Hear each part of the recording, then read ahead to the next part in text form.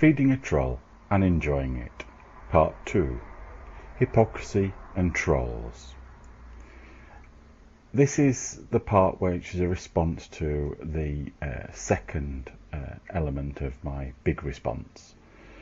This is where I said the reason the answer is no is because the question you asked was, do the Quakers condone homosexuality? Firstly, the word homosexuality is not the preferred term. Lesbian, gay, bisexual, transgendered would probably be a better term. LGBT for short. The second is that the word condone implies a level of permission that will be involved in sin, and that is a mistake in understanding Quaker thinking and the nature of Quakers. My partnership is under the care of the Quaker meeting. This is because you've got to get it into 500 characters. This is where the condensed form is. I'd done a lot of work in the mid 1990s on Quaker understanding of marriage, Quaker understanding of commitment, etc. This was both heterosexual and lesbian and gay. It was very much something that I'd worked on, and the concepts of sin and condoning were not even in the thinking, and I think that's what I needed to get over, because the assumption was that by the lady was that the condoning of an activity was, they approve of it even though it's a sin, they'll let it happen, it can go and happen in a corner. I'm sorry, no, it's central to understanding relationships and within a Quaker context. Okay, so what did she reply? That's Jhansi, I wonder. Maybe being a hypocrite means your arguments are not valid. You tell me how to behave, and yet you do not want to be discriminated against. Get over yourself and stop making everything about your sexuality. I have many friends in non-conventional relationships.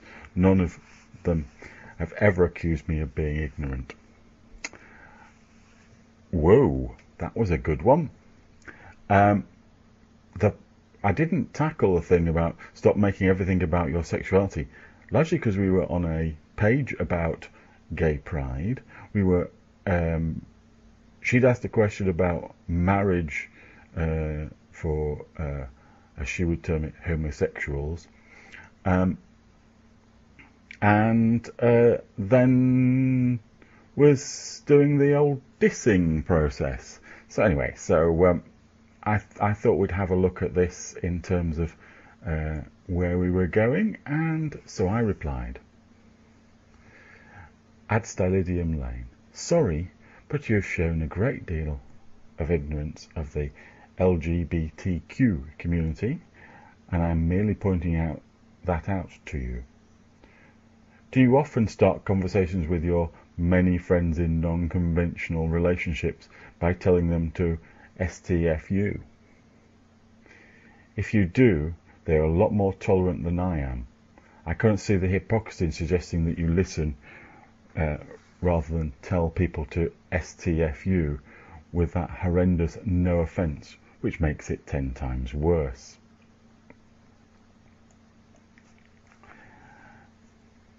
And she wrote back, at Jhansi I wanna, hypocrite, don't tell me how to behave, or what it is and is not acceptable behaviour for me.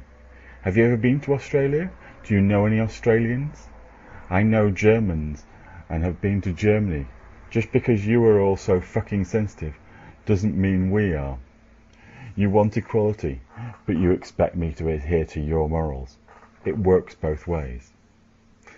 Now, the first thing I found hilarious is that I'd not said anything about acceptable behaviour. What I'd said was, you'd ask the question, then you tell me to shut the fuck up. What the hell are you expecting? Anyway, knowing Australians or whatever, yes, I do actually know quite a few Australians, but it's like, so you're the bastion of Australian I think not. I think it is interesting that there's a sort of I can't suggest anything at all. Only what you that there's some way that suggesting a strategy for getting an answer is not a good one. Anyway, next thing, I replied, so I'm a hypocrite because I expect you to listen when you ask a question. Can I suggest that if you do not ask questions in a public forum if you do not want any kind of response? I am not German, though I live in Germany, and I have to say it is unusual to be accused of sensitivity because I might be German. I know several friends from all over the world who would chuckle at that one. It is hilarious, the idea that Germans are sensitive. As a stereotype, some Germans are very sensitive people, but the idea that as a culture that German culture is sensitive is not one of the strongest pictures you have anyway. Anyway, she replied, no, you are a hypocrite because you expect me to adhere to what you think is acceptable behaviour for you, not what is acceptable behaviour for me. If I told you that your homosexual lifestyle was not acceptable, you would react the same way. Now, I didn't quite understand the last bit. If I told you it was not acceptable behaviour, you would react in the same way. Well, I'd react by saying, yeah, you're an idiot. But in this case, it's, this sort of, there is no moral equivalence between us, which I find interesting, because I think there are strategies for success, and that's all I've been pointing out. Mind you, this is how I replied. StylidiumLane.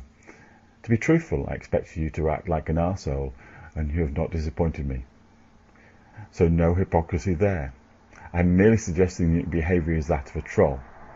I draw no moral conclusion on it. In fact, I have dialogued with trolls many times. I'm happy to do so. You think that I am telling you how to behave? No, I suggest things, but there is no imperative in the suggestions.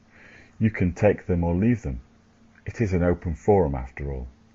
I think the idea that, that you put a comment with a question in it, and then asking that question, then telling the person, anybody who responds to it, and anybody could respond to it, to shut the fuck up, is probably not the best strategy. Anyway, StylidiumLane replied, I have no doubt you have been trolled before.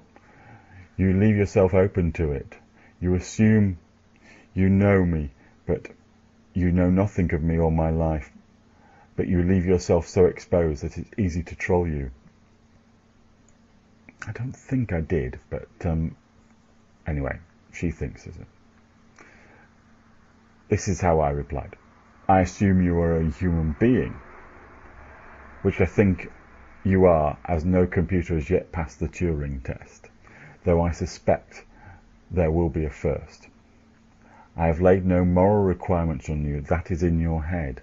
I merely point out that the least successful strategy in getting an answer is to tell somebody to STFU. It's an observation from experience. I accept that your experience of asking questions then saying STFU might be different. Yeah, like, I really believe that. I think it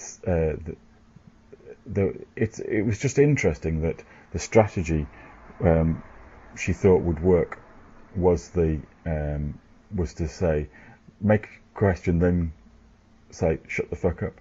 No, that doesn't work. Anyway, the conversation then closed. I think she went to bed actually because she got tired, or I didn't interest her anymore. It was interesting.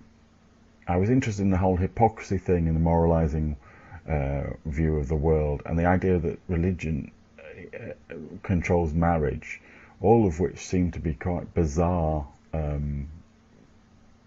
things. Feel free to comment on this. I might, if you troll me, decide to feed you, but also I might not. Depends on my mood. Anyway, just remember, I was once described by somebody as the nastiest Quaker they'd ever encountered. Thank you for watching.